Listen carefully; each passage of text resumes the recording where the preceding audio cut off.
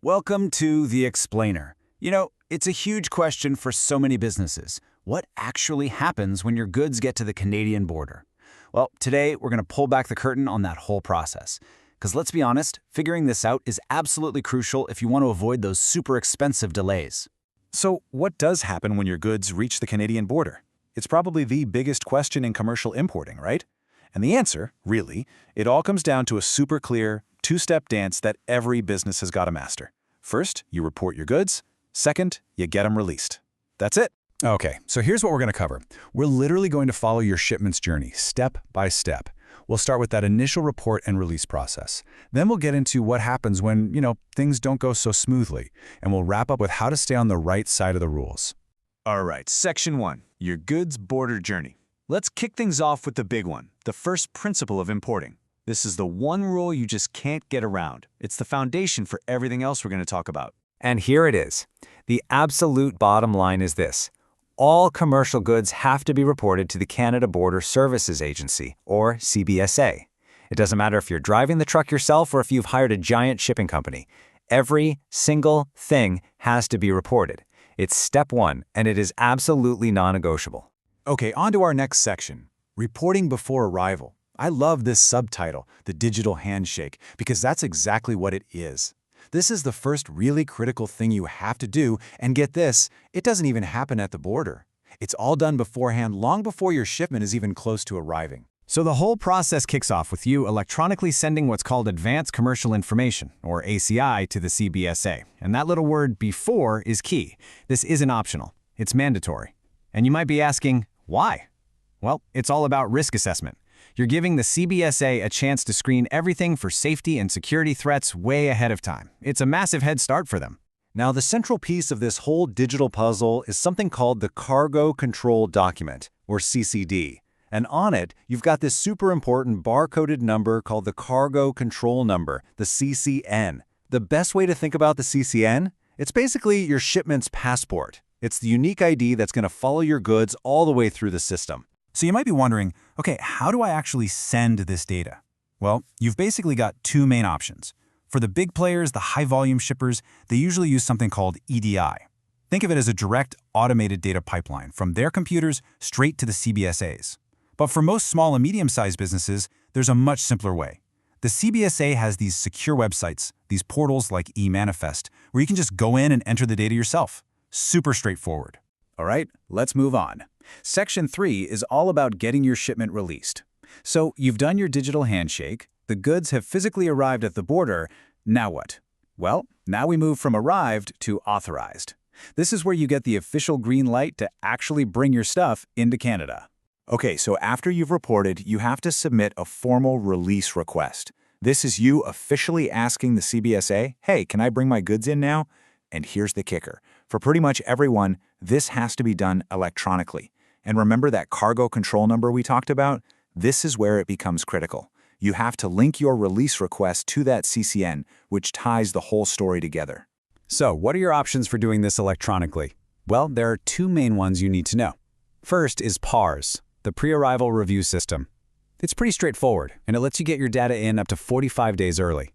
The other one is the IID, or Integrated Import Declaration. This one's a bit more heavy-duty. You can submit up to 90 days in advance, and it's absolutely essential if your goods are regulated by other government departments, because it pulls all that extra data into one neat package. So, let's just walk through the typical release process. Step 1, you submit your request nice and early. Step 2, the truck rolls up, the goods arrive. Step 3, a CBSA officer takes a look at all your data and makes a decision. Either they release it or they refer it for a closer look. And if all goes well, step 4, you get that sweet electronic message telling you your goods are released. Success! But what happens when things go wrong? Because let's be real, it doesn't always go that smoothly. This brings us to Section 4. We're going to talk about the two biggest headaches an importer can face: examinations and penalties. You never want to see this message. Your shipment has been selected for examination. If you get this, it basically means your digital file wasn't enough. A border services officer has decided they need to physically look at your goods.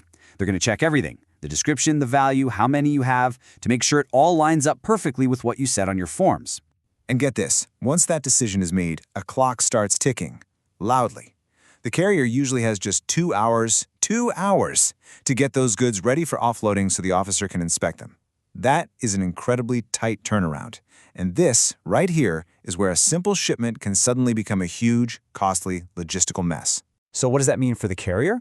Well, they're on the hook for all the physical work. They have to take off any coverings, unload the truck, and open up any packages or containers the officer points to. But here's the really important part for you, the importer. You're the one who has to pay for all of it. Any costs that come up during that examination, they land right on your bill. Now, what if you don't follow the rules? This is where the Administrative Monetary Penalty System, or AMPS, comes in.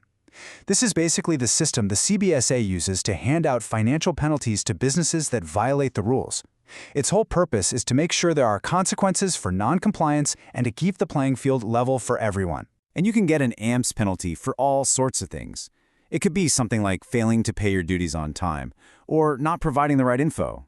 But it can also be for much more serious stuff, like pulling goods out of a warehouse before they're officially released, or, worst of all, just failing to report your goods in the first place. And this right here might be the single most important thing to remember in this whole explainer. You are responsible for the accuracy of your transactions. Full stop. You can hire a customs broker to help you, and most people do, but you cannot hire away your responsibility. The law is super clear on this. When it comes to compliance, the buck stops with you, the importer. Okay, so we've talked about all the things that can go wrong, so for our last section, let's flip it around and talk about how to stay compliant. This is all about being proactive, right? How do you avoid these headaches from the get-go? So what if you get a penalty notice? Don't panic, you have options. If it's just an obvious mistake, like a typo or the wrong client ID, you can simply request a correction. Easy enough. But if you think the penalty was just plain wrong, you can file a formal appeal. That gives you a chance to have the whole situation reviewed from top to bottom. But honestly, the best strategy is to not get the penalty in the first place. It's all about proactive compliance. And it really boils down to 3 key steps. 1, know the rules for your specific goods inside and out. 2, regularly check your own transactions. Do your own little audits to make sure everything is perfect. And 3, have a real compliance plan in place, a system to catch and fix problems before the CBSA does. Which really brings us to our final thought, the big question I want to leave you with. Looking at this whole journey, from the digital handshake to the final release, you've got to ask yourself, is your compliance plan ready for your next shipment? Is it just a dusty binder on a shelf? Or is it a living, breathing strategy that's actually ready to go for your very next shipment? Something to think about.